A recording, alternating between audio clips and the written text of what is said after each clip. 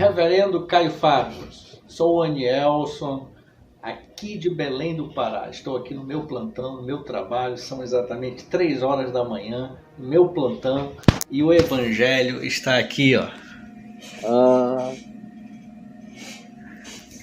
Através dos seus vídeos no YouTube, correndo solto, me abençoando aqui durante o meu plantão. Meu irmão, Amém. A minha pergunta hoje para você é sobre o governo militar, a intervenção militar, a ditadura militar. Eu que não vivi este período, as pessoas que não viveram este período são bombardeadas por 2 tipos de informações. Uma vem da esquerda, onde o pessoal da esquerda dizem que o governo militar foi um desastre para o Brasil, matou-se, torturou-se e injustiçou muitas pessoas. Foi um caos. E de outro lado, vem da extrema-direita a informação de que se não tivesse acontecido a intervenção militar no Brasil, o Brasil hoje seria ou uma Cuba ou uma Venezuela. Na sua visão, você que viveu este período do governo militar no Brasil, na sua visão, quais das 2 informações estão corretas? E finalizando, uma promessa para você: quando eu for em Brasília ou no Rio, vou comprar um isopor, vou aqui na sorveteria Cairu comprar um isopor cheio de sorvete de taperebá, sorvete de tapioca, cupuaçu, bacuri, levar para você aí, tá bom, meu irmão? Você é uma verdadeira fábrica de esperança para este planeta Terra. Abraço, Amém. Fica com Deus. Deus te abençoe, Anielson, meu irmão querido. Deus te abençoe, meu mano. Eu vou aceitar, é aqui em Brasília. Eu moro aqui, eu estou no Rio, muito esporadicamente. Na maioria das vezes para ver apenas os filhos e netos e voltar. Mas a minha residência é aqui. Já faz 16 anos e eu vou receber com toda alegria, como eu recebi do Daniel de Manaus, que há uns 4 meses ou 5 meses trouxe aqui para mim um isopor cheio de tambaqui, tucunaré, pacu, matrinchã e peixes da minha terra deliciosos, pimenta, farinha do arini. Quanta coisa boa que só o peixe é que acabou, as outras coisas ainda estou aproveitando aqui todo dia. E o sorvete de Belém não tem igual, meu querido. Olha só, deixa eu te dizer, meu irmão Aniel. Número 1, você usou a expressão intervenção militar. Depois, em primeiro lugar, você falou ditadura militar. Nós tivemos aqui no Brasil as 2 coisas. Originalmente, a chamada intervenção militar era para durar 1 ano e se convocar eleição democrática para o povo vir votar. No máximo, eles diziam que demoraria 2 anos até organizarem bem as instituições para haver convocação de eleições, porque os militares confessavam em 64 que eles não tinham, como de fato não tem, desde o Império Romano que eles não têm, e não tinham na Grécia, era a república e era a democracia que cuidava de tudo há 2.600 anos. E os militares estavam a serviço das decisões da república e da defesa do povo. Era assim. Os romanos é que deram um golpe com Júlio César, porque antes eles imitavam os gregos, e num sistema democrático representativo através dos senadores, que eram os que cuidavam da res pública, da coisa pública. E os militares aqui no Brasil, de início, disseram isso: 1 ano, no máximo 2. E nós vamos convocar eleições democráticas. Por isso, muita gente deu apoio.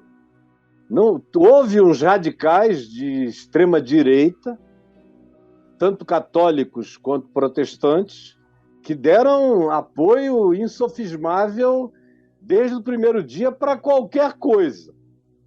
Estavam ali para isso mesmo. É um pessoal que nunca gostou de democracia, é um pessoal que sempre gostou de ver ordens impostas. É o pessoal do Senhor dos Exércitos. Não é de Jesus de Nazaré. É o pessoal do vamos para a batalha. Não é do vinde a mim os cansados e sobrecarregados e eu vos aliviarei. É uma outra noção. Esse pessoalzinho sempre gostou de ordem, até hoje. Eles procuram igrejas que são verdadeiras ditaduras, onde tem líderes ditatoriais. Eles ficam lá e você veja que é muita gente. Quanto mais liberdade você dá para as pessoas, menos multidões você reúne. Já percebeu? Porque muita gente prefere ser teleguiada, conduzida e ordenada. Especialmente gente religiosa, que está acostumada a obedecer. E aí, pois bem, no início era uma intervenção, aí passa o primeiro ano, quando chega no segundo ano, houve um golpe dentro do golpe, que foi o segundo golpe. O primeiro foi a chamada intervenção, sendo gentil, admitindo que fosse esse o espírito inicial. Mas chegaram fechando o Congresso, fechando tudo. Eles eram os poderes todos. Como o atual presidente disse no início do seu governo, eu sou a Constituição. Eles eram a Constituição, eles é que mandavam e desmandavam. Agora, o Brasil estava longe, longe, longe, longe de se tornar uma Cuba ou uma União Soviética. Cuba é uma ilha, cara.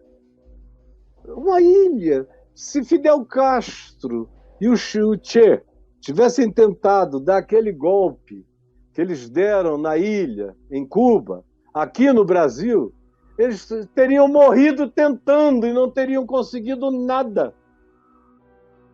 Isso é um continente. E os comunistas do golpe, da guerrilha urbana ou rural, era pouca gente. Eu tenho amigos que fizeram parte desse movimento, são pessoas mais velhas do que eu, uns 8 anos, alguns 10 anos, alguns até um pouco mais, que fizeram parte, mas eles mesmos olharam para trás logo depois, muito antes da redemocratização, nos seus exílios no exterior. Eles já diziam, meu Deus, a gente estava doido, nós éramos um grupo de estudantes querendo tomar o poder num país do tamanho do Brasil. Que loucura! E tem mais, hoje em dia eu não conheço nenhum comunista de verdade, eu não sei nem onde andam. Eu acho que o PT também anda procurando com lupa, e o PSOL, porque não tem mais.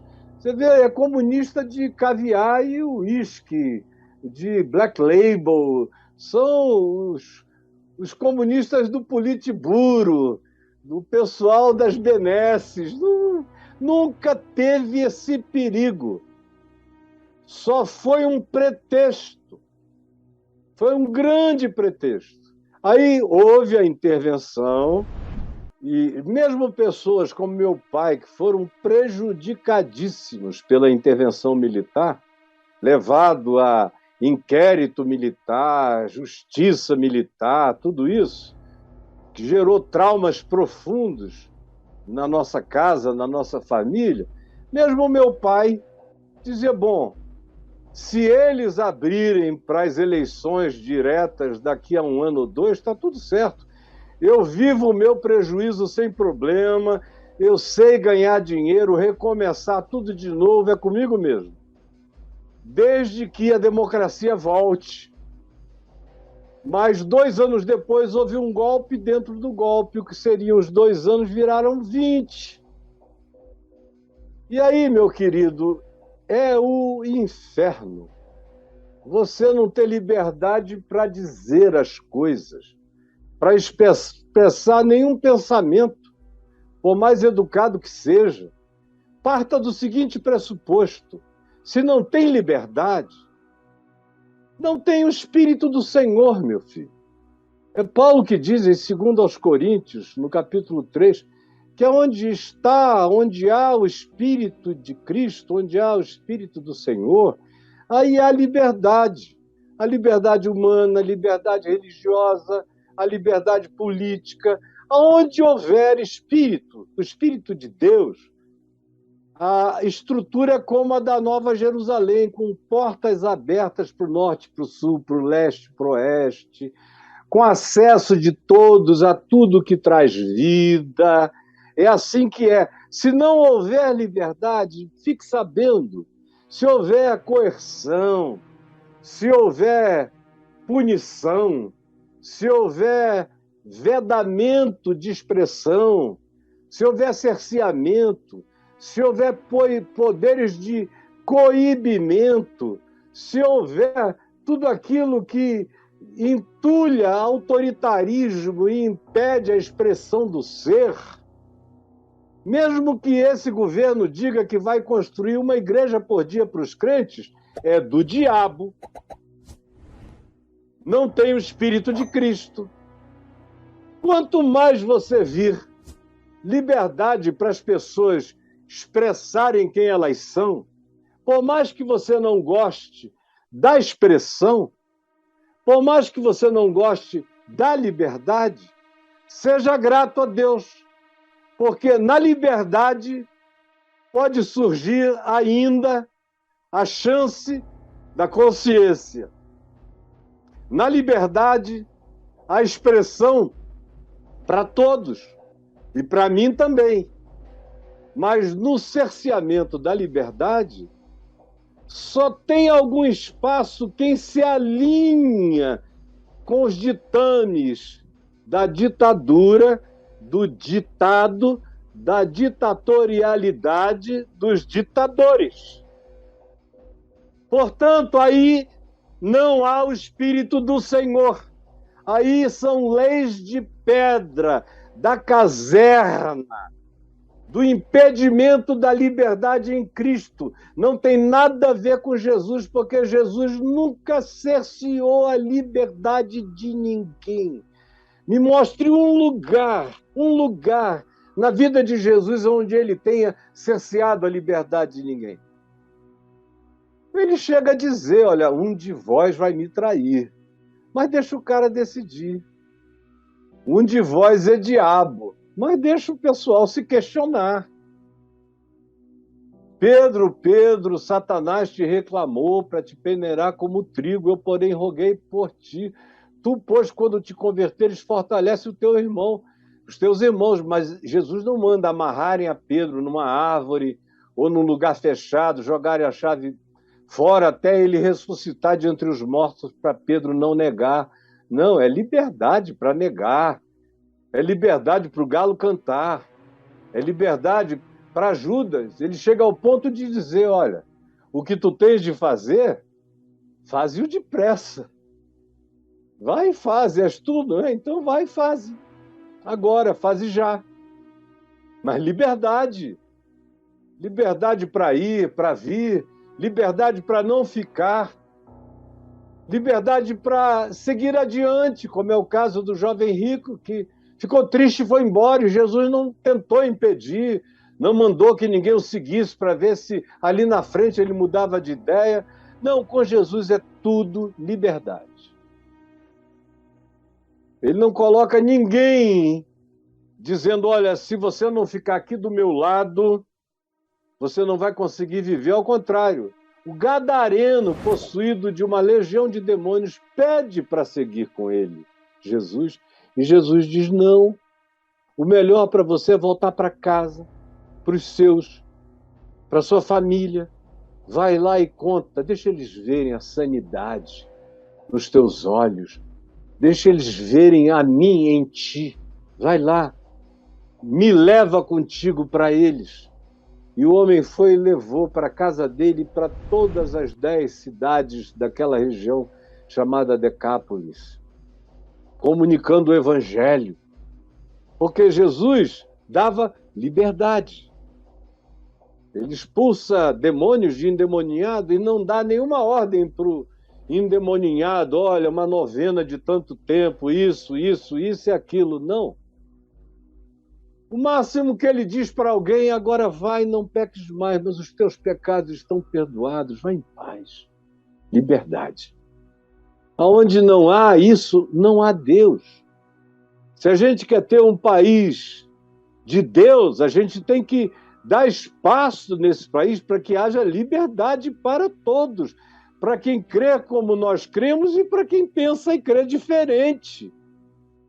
O Evangelho não precisa de ditaduras para se expandir. Veja lá, a igreja que mais cresce no mundo hoje, a uma taxa de 20% ao ano, está no Irã, onde ninguém pode nem falar, nem abrir a boca para dizer que crê em Cristo. Mas é o testemunho silencioso. E eles vão vivendo e tocando uns nos outros, sem privilégio de nada. Se falarem que são de Cristo, isso for dito às autoridades, eles são enforcados ou apedrejados.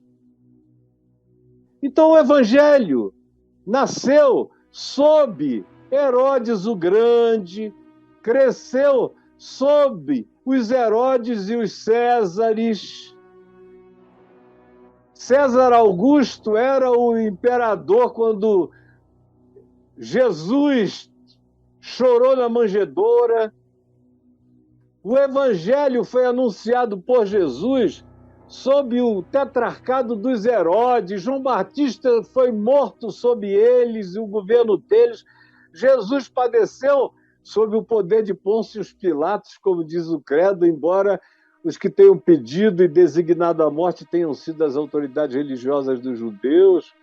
Enfim, o Evangelho subsistiu contra os arbítrios, contra as ditaduras, contra os Calígulas, contra os Neros, contra os Domicianos, contra tudo e contra todos. O Evangelho continuou sendo Evangelho. Quando ele se corrompeu? Foi quando ele aceitou que o imperador o botasse debaixo da asa e disse: agora eu sou o vosso pastor e nada vos faltará. Eu vou dar templos, terrenos, isentar vocês de impostos e de taxas que os crentes adoram. Oh, aleluia! Foi quando eles se corromperam e viraram essa coisa amorfa, que continua aí, sem a gente saber nem o que é, apelidada de igreja e vive e existe contra o Evangelho. Então, filho, de saída eu te diria isso. Se não houver liberdade, não pode ser bom. E quem advoga qualquer regime ditatorial não conhece o significado, não é da opressão. Não é preciso ter sido um oprimido pela ditadura para saber que ditadura não é bom. Basta ter sido liberto pelo Evangelho para saber que ditadura não é bom. Deixa eu repetir. Para saber que ditadura não é bom, não é preciso ter sido vitimado por ela. Basta conhecer o Evangelho da liberdade em Cristo Jesus, que você fica sabendo que qualquer forma de ditadura jamais será boa. Quem sabe isso não tem dúvida. Quem é que advoga a ditadura? São todas as pessoas, a maioria delas vinculadas a alguma forma fanática de religiosidade, aqui no Ocidente da Terra e no mundo inteiro. As ditaduras islâmicas são todas ditaduras, mas os países mais fechados são absolutamente ditatoriais. Tem dono, tem dinastias e proprietários. E aí, você veja, qual é a liberdade para se ser gente num lugar desse? Vocês viram no dia 6 de janeiro, no fim do governo Trump, que coisa horrorosa, depois de mais de 200 anos de conquista democrática, os crentes, a maioria dos que apoiam aquilo ali nos Estados Unidos até hoje, são evangélicos. loucos por aquilo, fanatizados. Por quê? Porque eles amam o poder ditatorial, imperial, que lhes possa ser dado, mas não amam a liberdade no Evangelho que Deus concede a todo homem.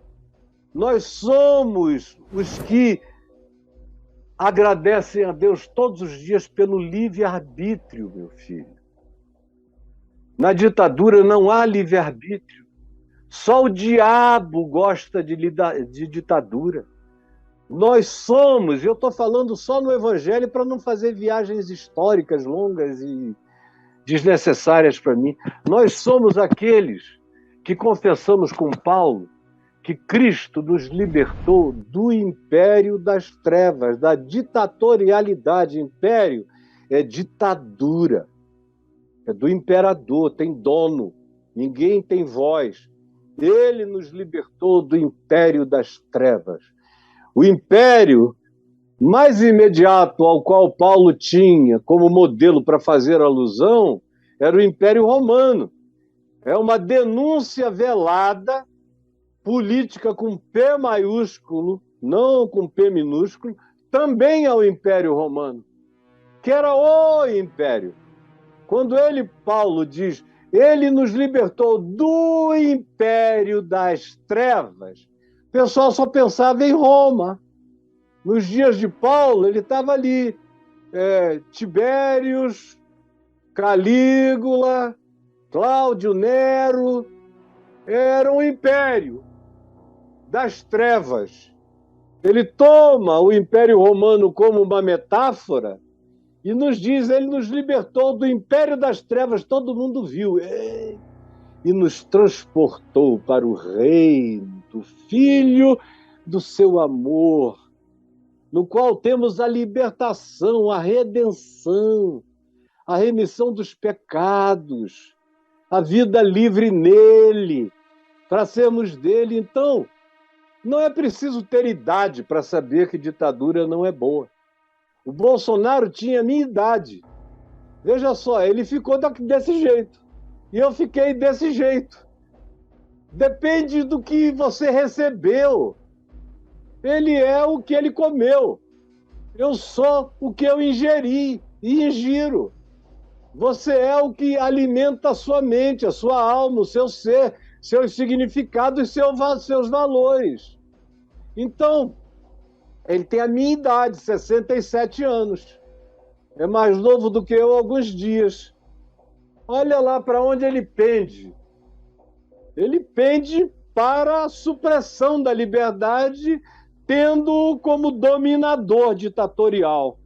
Porque ele não quer nem os militares. É ele e os militares dizendo amém para ele. É o que está nas bandeiras, nas faixas. Deus me livre disso. Eu prefiro morrer. Prefiro que venham me prender, me pegar, me martirizar, me torturar, qualquer coisa, do que dizer amém para qualquer que seja o projeto de supressão de liberdade humana em qualquer nível ou instância. Isso não tem a ver com a esquerda na minha vida. Como o pessoal que hoje está dizendo, na extrema-direita, que queria e quer ditadura, eles não são da extrema-direita, eles nem sabem o que é a extrema-direita. Eles estão lá apenas porque eles querem, são toscos, são ogros, são incultos, a maioria deles são pessoas com algum dinheiro e nenhuma cultura, nenhuma sensibilidade humana, nenhuma ternura, nenhuma gentileza, são apenas seres empedrados. Como o pessoal da esquerda é considerado gente que protagoniza e demanda mais princípios humanitários e de igualdade e de sociedade, a esquerda, que eu digo, não é a esquerda comunista, nem cubana, nem soviética, é essa esquerdazinha europeia, da social-democracia, que trabalha com valores de negociação comercial do capitalismo em estado médio e que tem um projeto de melhor distribuição social e econômica do potencial daquela comunidade que produz aqueles bens e que gera aquelas riquezas. É o que se tem de esquerda no máximo no Brasil hoje em dia. E com liberdade de expressão, que o pessoal passou a chamar do lado da extrema-direita de marxismo de costumes, o que é uma falácia, porque o Evangelho defende liberdade para todos. Então, meu filho, não precisa fazer a viagem ideológica. O Evangelho já te diz de que lado você tem que estar, e o lado não é da esquerda. Eu, por exemplo, não tenho nada com a esquerda, tanto quanto não tenho nada com a direita.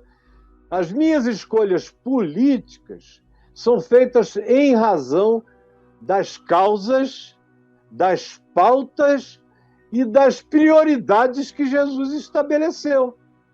Então, quem chega com pautas parecidas com as de Jesus, eu tive fome e me deste de comer, tive sede e me deste de beber, as pautas de Jesus. Eu estava doente, vocês me atenderam, eu era um estrangeiro, um foragido, um refugiado, e vocês me acolheram, me cobriram, me abrigaram, me vestiram. Vocês tiveram um coração, isso é pauta de Jesus. O Espírito do Senhor Deus está sobre mim para quê? Para evangelizar os pobres, anunciar boa nova, de liberdade, de um tempo novo por vir, seja aqui, seja na eternidade. Abrir os olhos aos cegos, não apenas de cegos de cegueira física, mas de gente que não enxergava nada, mesmo com boa vista, sem visão da vida. Surdos não apenas de audição, surdos de percepção, de concepção. O Evangelho vem para educar, vem para abrir os sentidos, vem para ilustrar a mente, vem para iluminar o ser, vem para fazer você saber, ao invés de saber, vem para você conhecer, não para você se contentar em ignorar, vem para você crescer, não para você encolher, vem para você crescer em sabedoria, não em estupidez. Isso é a pauta de Jesus, é saúde, é cura, é educação, é libertação, é uma sociedade mais digna, mais justiça. Quando eu escolho, e eu estou numa democracia, ninguém impinge um César sobre mim, eu é que escolho. Eu é que escolho. E é a soma de nós a autoridade. A autoridade, agora, em Cristo, sempre foi apenas Cristo. E sempre foi, sobretudo, o Evangelho. Por isso é que aqueles que foram mortos, todos os apóstolos morreram de mortes não naturais, e João, exilado político na ilha de Patmos, sofreram o que sofreram porque obedeciam ao Evangelho como absoluto, absoluto, e não a César, o imperador, não cultuavam, não praticavam os cultos ao imperador, não queimavam incenso ao imperador, não faziam as reverências ao imperador, e aí acabou sobrando para eles. Eles não estavam tentando tomar o poder, mas foram interpretados como desobedientes civis por não reconhecerem o imperador como autoridade suprema, e sim Cristo como Rei dos Reis, Senhor dos Senhores, e o Evangelho como único código de fé, de prática e de vida. Por isso deram a vida e por isso morreram. Não tinha nada a ver com a esquerda nem com a direita. E aqui também, para mim, a direita é só para a idiotice de uns e o fanatismo de esquerda para a loucura de outros. Eu não quero nada com nenhum desses extremos. Na realidade, as minhas escolhas têm a ver exclusivamente, como eu já disse, vou repetir pela terceira vez, tem a ver com as pautas de Jesus, tem a ver com as causas que Jesus defendeu. Quem apresentar o leque de maior compromisso com as causas que Jesus chama de causas do bom combate, pelas quais a humanidade vai ser julgada, conforme Mateus 24 e 25 nos dizem, conforme o Apocalipse nos diz, conforme Jesus nos ensinou. Quem quer que chegue com pautas mais parecidas com as pautas de Jesus, e as pautas de Jesus não eram terreno para a igreja, nem telhado para a igreja, nem impressão de Bíblia com a cara do pastor, nem isenção de impostos, nada disso. Jesus pagava os impostos, não queria saber de nada disso. Disse que o Filho do Homem não tinha onde reclinar a cabeça, não demandou um lugar de culto, não pediu nada. Só disse que o Filho do Homem não veio para ser servido, mas para servir e dar a sua vida em resgate de muitos. Essa é a minha ideologia. Essa é a minha prática. Quem quiser entender, entenda. Quem não quiser, não entenda. Mas a minha paz com Deus é cada dia mais brutalmente inafastável. E eu espero, meu filho, que você entenda que não é para escolher nenhum desses polos. Essas radicalizações são a mentira diabólica, apresentando a vocês a mesma coisa com outros nomes. A extrema esquerda e a extrema direita são idênticas. Onde elas assumiram o poder, elas foram ditatoriais e assassinas em todos os lugares. Então, a gente tem mais o que fazer, só uma total alienação histórica. Não é nem da história humana, é do que aconteceu sob essas legendas de extrema-direita e extrema-esquerda no século XX, que você já não teria dúvida quanto a não querer nem uma coisa e nem outra, quanto a buscar a melhor oferta lúcida de uma sociedade melhor, com menos pobres, menos miseráveis, menos gente sofrida, menos analfabetos, menos racismo, menos dependência humana, menos dependência política de padrinhos e madrinhas políticas, menos autoritarismo, menos ameaça, menos tudo. O que ultimamente vem constituindo as pautas anticristãs da política que está sendo apresentada. Então, o que eu digo a você, meu filho, eu digo a todos, e eu digo com a consciência de quem evitou ficar fazendo viagenzinhas históricas. Eu não estou sendo hipersimplista, eu só estou dizendo o que para mim, você perguntou a mim, o que para mim importa. Eu sou co-beligerante, eu luto junto, co-beligero, com quem quer que me traga a pauta mais parecida com a de Jesus, sendo que eu não tenho nenhum compromisso com aqueles com quem eu co-beligero. Meu compromisso é com as pautas e com as causas. Se as pautas e as causas forem traídas, eu os deixo. Lá quero saber se é de esquerda, de direita, de centro, de cima, de baixo.